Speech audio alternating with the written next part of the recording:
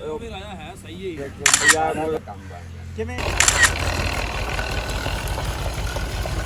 7 ਸਾਲ ਹੋ ਗਏ 6-7 ਸਾਲ ਹੋ ਗਏ ਮਾਸ਼ਾਅੱਲਾ। ਲਹਿੰਦੇ ਤੇ ਚੜ੍ਹਦੇ ਪੰਜਾਬ ਦੇ ਸੱਜਣੋ ਤੇ ਮਿੱਤਰੋ, ਅੱਜ ਦੇ ਵਲੌਗ ਵਿੱਚ ਤੁਹਾਡਾ ਮੂੰਹ ਕਰਵਾ ਰਹੇ ਹਾਂ ਮਿੱਠਾ, ਕਿਉਂਕਿ ਅੱਜ ਅਸੀਂ ਗੁੜ ਦੀ ਤਿਆਰੀ ਦੇ ਸਾਰੇ ਮਰਹਲੇ ਤੁਹਾਨੂੰ ਤਰਤੀਬਵਾਰ ਵਿਖਾਵਾਂਗੇ। ਲੇਕਿਨ ਇਸ ਤੋਂ ਪਹਿਲੇ ਮੈਂ ਤੁਹਾਡੇ ਅੱਗੇ ਰਿਕੁਐਸਟ ਕਰਾਂਗਾ, ਸਾਰੀ ਵੀਡੀਓ ਵੇਖਿਆ ਜੇ, ਵਾਚ ਕਰਿਆ ਜੇ ਐਂਡ ਤੱਕ, ਤੇ ਐਂਡ ਤੇ ਜਾ ਕੇ ਮੇਰੇ ਚੈਨਲ ਨੂੰ ਸਬਸਕ੍ਰਾਈਬ ਵੀ ਕਰਨਾ, ਲਾਈਕ ਕਰਨਾ ਤੇ ਇੱਕ ਅੱਛਾ ਜਿਹਾ ਕਮੈਂਟ ਲਾਜ਼ਮੀ ਕਰ ਦੇਣਾ। ਮਿੱਤਰੋ, ਤੁਸੀਂ ਜਾਣਦੇ ਹੋ ਕਿ ਕਿਸਾਨ ਆਪਣੀ ਫਸਲ ਤੋਂ ਅੱਛੀ ਕਮਾਈ ਕਰਨ ਵਾਸਤੇ ਦਿਨ ਰਾਤ ਆਪਣਾ ਖੂਨ ਪਸੀਨਾ ਬਹਾਉਂਦਾ ਹੈ ਤਾਂ ਕਿ ਫਸਲ ਅੱਛਾ ਮੁਨਾਫਾ ਦੇ ਸਕੇ। ਤੇ ਆਓ ਅਸੀਂ ਗੰਨੇ ਦੇ ਕਾਸ਼ਤਕਾਰ ਨਾਲ ਇੱਕ ਛੋਟੀ ਜੀ ਗੱਲ ਕਰਨੇ ਆ। अस्सलाम वालेकुम इमरान भाई, कितनी देर तो ये वेलना इतने लगे आपने? 7 साल हो गए 6-7 साल हो गए माशाअल्लाह। कमांड अपना आपदा हुंदा जी? चलो, गुड़ बना के इकट्ठा बेचते हो या इवें जिवें लोग अज आ रहे सन परचून चलता सारा? ਲਹਿੰਦੇ ਪੰਜਾਬ ਦੇ ਸੱਜਣੋ ਤੇ ਮਿੱਤਰੋ, ਖੇਤਾਂ ਦੇ ਵਿੱਚੋਂ ਗੰਨਾ ਲਿਆ ਕੇ ਸਭ ਤੋਂ ਪਹਿਲੇ ਵੇਲਣੇ ਨਾਲ ਪੀੜਿਆ ਜਾਂਦਾ ਹੈ। ਗੰਨਾ ਪੀੜ ਕੇ ਤੇ ਰੋਹ ਹਾਸਲ ਕੀਤੀ ਜਾਂਦੀ ਹੈ। ਇੱਕ ਪੱਤ ਤਿਆਰ ਕਰਨ ਵਾਸਤੇ ਅਕਸਰ ਲੋਕ 6 ਪੀਪੇ ਰੋਹ ਇਸਤੇਮਾਲ ਕਰਦੇ ਨੇ ਤੇ ਕੁਝ ਲੋਕ 5 ਪੀਪੇ ਵੀ ਇਸਤੇਮਾਲ ਕਰਦੇ ਨੇ। 16 ਲੀਟਰ ਦਾ ਇੱਕ ਪੀਪਾ ਹੁੰਦਾ ਹੈ। ਵੇਲਣੇ ਦੇ ਵਿੱਚ ਇੱਕ ਪਾਸੋਂ ਗੰਨਾ ਪਾਉਂਦੇ ਜਾਂਦੇ ਤੇ ਰੋਹ ਨਿਕਲਦੀ ਜਾਂਦੀ ਹੈ ਤੇ ਦੂਸਰੇ ਪਾਸੋਂ ਉਹਦਾ ਫੋਕ ਨਿਕਲਦਾ ਜਾਂਦਾ ਹੈ। ਇਹ ਫੋਕ ਨਾਜ਼ਰੀਨ ਮੱਝਾਂ ਵਾਸਤੇ ਵੀ ਕੰਮ ਦਿੰਦਾ ਹੈ, ਜਾਨਵਰਾਂ ਵਾਸਤੇ ਵੀ ਕੰਮ ਦਿੰਦਾ ਹੈ ਤੇ ਈਂਧਣ ਦੇ ਤੌਰ ਤੇ ਵੀ ਇਸਤੇਮਾਲ ਹੁੰਦਾ ਹੈ। ਤੇ ਇਹ ਫੋਕ ਦੁੱਧ ਦੇਣ ਵਾਲੇ ਜਾਨਵਰਾਂ ਵਾਸਤੇ ਬਹੁਤ ਮੁਜਰਬ ਚੀਜ਼ ਹੈ।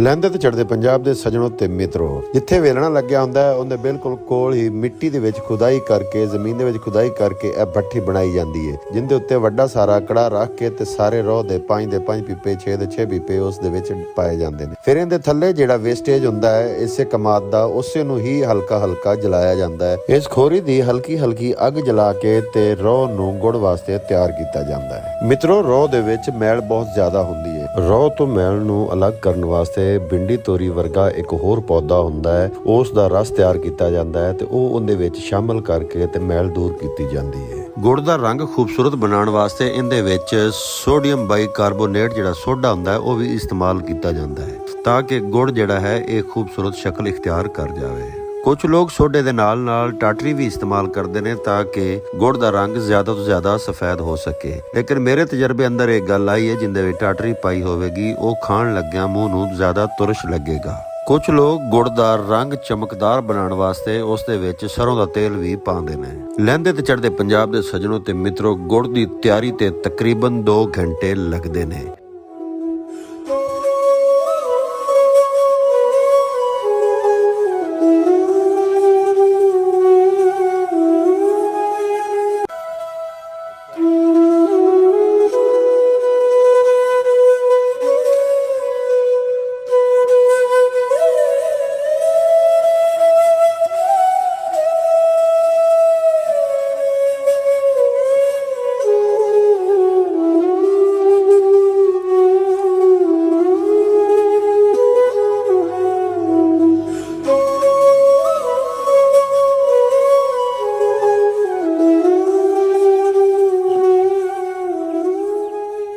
ਲਹਿੰਦੇ ਤੇ ਚੜ੍ਹਦੇ ਪੰਜਾਬ ਦੇ ਸੱਜਣੋ ਤੇ ਮਿੱਤਰੋ, ਜਦੋਂ ਪਾਕਪਤਰੋਂ ਨਿਕਲੀਏ ਬਹਾਵਲ ਨਗਰ ਰੋਡ ਤੇ ਤਕਰੀਬਨ 20 ਕਿਲੋਮੀਟਰ ਦਾ ਪੈਂਡਾ ਕਰੀਏ ਤਾਂ ਸੱਜੇ ਹੱਥ ਤੇ ਇੱਕ ਤੂਰਾਂ ਵਾਲੀ ਬਸਤੀ ਹੈ, ਜਿੱਥੇ ਇਮਰਾਨ ਭਾਈ ਨੇ ਇਹ ਵੇਲਣਾ ਲਾਇਆ ਹੈ ਤੇ ਗੁੜ ਤਿਆਰ ਕਰਕੇ ਇਹ ਸੇਲ ਕਰਦਾ ਹੈ। ਗੁੜ ਸਟੋਰ ਨਹੀਂ ਕਰ ਸਕਦਾ ਕਿਉਂਕਿ ਇਹਦਾ ਮਿਆਰ ਬਹੁਤ ਅੱਛਾ ਹੈ। ਇਹ ਅੱਛੇ ਤਰੀਕੇ ਨਾਲ, ਖਾਲਸ ਤਰੀਕੇ ਨਾਲ, ਦੇਸੀ ਤਰੀਕੇ ਨਾਲ ਇਹ ਗੁੜ ਤਿਆਰ ਕਰਦਾ ਹੈ। ਇਹਦਾ ਮਾਲ ਚੁੱਕੇ ਖਾਲਸ ਤੇ ਦੇਸੀ ਹੁੰਦਾ ਹੈ, ਇਸ ਵਜ੍ਹਾ ਤੋਂ ਇਹ ਹੱਥੋਂ ਹੱਥ ਵਿਕ ਜਾਂਦਾ ਹੈ ਪਰਚੂਨ ਦੇ ਤੌਰ ਤੇ। ਦੂਰ ਦਰਾਜ਼ ਤੋਂ ਗੁਜ਼ਰਨ ਵਾਲੇ ਲੋਕ ਆਂਦੇ ਨੇ ਤੇ ਇਹਦਾ ਗੁੜ ਖਰੀਦ ਕੇ ਲੈ ਜਾਂਦੇ ਨੇ। ਮਿੱਤਰੋ, ਮੈਂ ਵੀ ਕਾਫੀ ਦਿਨਾਂ ਤੋਂ ਇਸ ਤਾੜ ਦੇ ਵਿੱਚ ਸੀ ਕਿ ਇਹ ਜਦੋਂ ਵੇਲਣਾ ਚੱਲੇ ਤੇ ਮੈਂ ਜਾ ਕੇ ਇਹਦੀ ਵੀਡੀਓ ਬਣਾਵਾਂ। ਅੱਜ ਮੈਨੂੰ ਮੌਕਾ ਮਿਲਿਆ, ਥੋੜਾ ਜਿਹਾ ਟਾਈਮ ਵੀ ਠੀਕ ਸੀ ਤੇ ਮੌਸਮ ਵੀ ਠੀਕ ਸੀ। ਮੈਂ ਇਹਦੇ ਕੋਲ ਗਿਆ ਤੇ ਇਹਨੇ ਪੱਤ ਤਿਆਰ ਕੀਤੀ। ਗੁੜ ਖਾਣ ਦੇ ਇੰਤਜ਼ਾਰ ਵਿੱਚ ਤਕਰੀਬਨ ਮੈਂ 2 ਘੰਟੇ ਇੰਤਜ਼ਾਰ ਕਰਦਾ ਰਿਹਾ। ਇਮਰਾਨ ਤੇ ਉਹਦੇ ਵਾਲਦ ਸਾਹਿਬ ਤੇ ਉਹਨਾਂ ਦੇ ਭਾਈ ਮੁਸਲਸਲ ਮਿਹਨਤ ਕਰਦੇ ਰਹੇ, ਪੱਤ ਦੇ ਉੱਤੋਂ ਮੈਲ ਚੱਕਦੇ ਰਹੇ। ਇੱਕ ਝੁਲਕੇ ਦੇ ਤੌਰ ਤੇ ਉਹਨਾਂ ਦੇ ਬਜ਼ੁਰਗ ਜਿਹੜੇ ਨੇ ਉਹ ਅੱਗ ਡਾਂਦੇ ਰਹੇ, ਹਲਕੀ ਹਲਕੀ ਤੇ ਧੀਮੀ ਧੀਮੀ ਅੱਗ ਬਾਲਦੇ ਰਹੇ।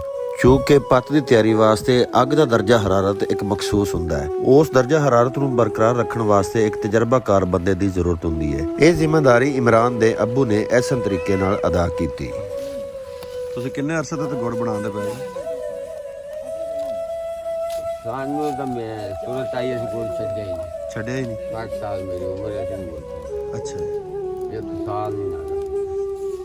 ਕਮਾਂਡ ਆਪਦਾ ਬੀਜਦੇ ਜੀ? ਹਾਂ, ਇਹ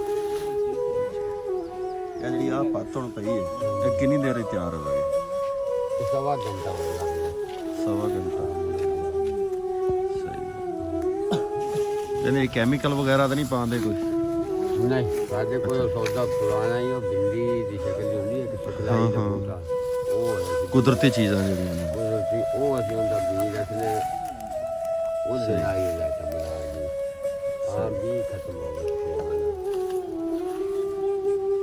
ਗੁੜ ਬਣਾਉਣ ਦੀ ਤਿਆਰੀ ਦਾ ਇਹ ਮਰਹਲਾ ਮੈਨੂੰ ਇੰਨਾ ਅੱਛਾ ਲੱਗਿਆ ਕਿ ਮੈਂ ਵੀ ਛਾਣਨਾ ਫੜ ਕੇ ਇਮਰਾਨ ਦਾ ਸਾਥ ਦੇਣ ਲੱਗ ਪਿਆ। ਇਹ ਪੱਤ ਦੇ ਉੱਤੋਂ ਉੱਠਣ ਵਾਲਾ ਧੂਆਂ, ਉਹਦੇ ਵਿੱਚੋਂ ਆਉਣ ਵਾਲੀ ਬੀਨੀ ਬੀਨੀ ਖੁਸ਼ਬੂ ਗੁੜ ਦੀ ਦਿਲ ਨੂੰ ਬਹੁਤ ਅੱਛੀ ਲੱਗ ਰਹੀ ਸੀ ਤੇ ਮੇਰਾ ਮੂੰਹ ਵੀ ਮਿੱਠਾ ਹੋ ਰਿਹਾ ਸੀ। ਸੱਜਣੋ ਤੇ ਮਿੱਤਰੋ, ਅਗਰ ਤੁਸੀਂ ਵੀ ਆਪਣਾ ਮੂੰਹ ਮਿੱਠਾ ਕਰਨਾ ਹੋਵੇ ਤੇ ਇਮਰਾਨ ਭਾਈ ਨਾਲ ਰਾਬਤਾ ਕਰ ਸਕਦੇ ਹੋ।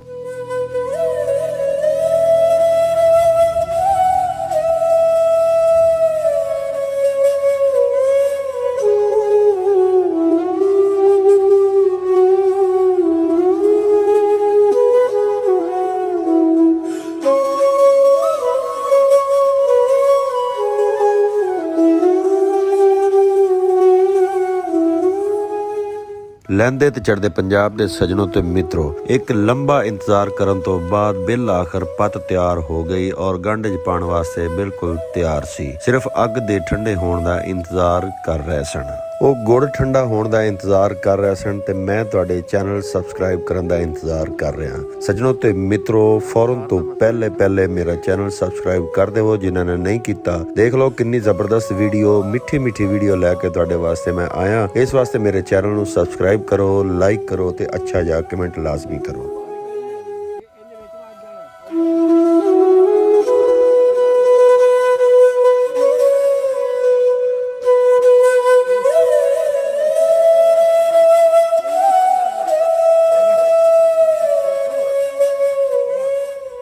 ਲਹਿੰਦੇ ਪੰਜਾਬ ਦੇ ਸੱਜਣੋ ਤੇ ਮਿੱਤਰੋ, ਹੁਣ ਪੱਤ ਬਿਲਕੁਲ ਤਿਆਰ ਹੋ ਗਈ ਹੈ। ਗੁੜ ਦੀ ਸ਼ਕਲ ਇਖਤਿਆਰ ਕਰ ਰਹੀ ਹੈ ਤੇ ਹੁਣ ਡੋਰੇ ਨਾਲ ਗੰਢ ਦੇ ਵਿੱਚ ਗੁੜ ਪਾਇਆ ਜਾ ਰਿਹਾ ਹੈ।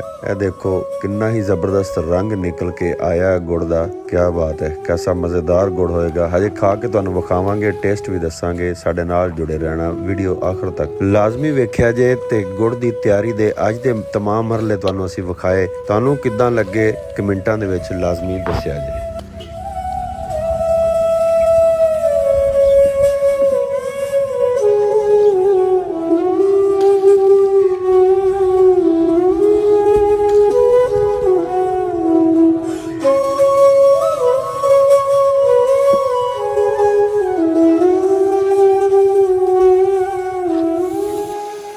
ਕੜਾਹੇ ਦੇ ਵਿੱਚੋਂ ਸਾਰਾ ਗੁੜ ਕੱਢ ਕੇ ਗੰਢ ਦੇ ਵਿੱਚ ਪਾ ਲਿਆ ਤੇ ਉਸ ਤੋਂ ਬਾਅਦ ਕੜਾਹੇ ਦੇ ਵਿੱਚ ਦੁਬਾਰਾ ਫਿਰ ਰੋਹ ਪਾ ਦਿੱਤੀ ਗਈ ਨਵੀਂ ਪੱਤ ਦੀ ਤਿਆਰੀ ਵਾਸਤੇ। 10 ਤੋਂ 15 ਮਿੰਟ ਤੱਕ ਗੰਢ 'ਚ ਪਏ ਗੁੜ ਨੂੰ ਠੰਡਾ ਹੋਣ ਦਾ ਟਾਈਮ ਦਿੱਤਾ ਗਿਆ। ਫਿਰ ਇੱਕ ਚੱਪੂ ਨਾਲ ਚਲਾ ਕੇ ਗੁੜ ਨੂੰ ਮਜ਼ੀਦ ਠੰਡਾ ਕੀਤਾ ਗਿਆ ਔਰ ਤੁਸੀਂ ਵੇਖ ਰਹੇ ਹੋ ਕਿ ਬੜਾ ਹੀ ਖੁਸ਼ ਰੰਗ ਤੇ ਖੁਸ਼ ਜ਼ਾਕਾ ਗੁੜ ਬਣ ਕੇ ਤਿਆਰ ਹੋ ਚੁੱਕਿਆ ਹੈ।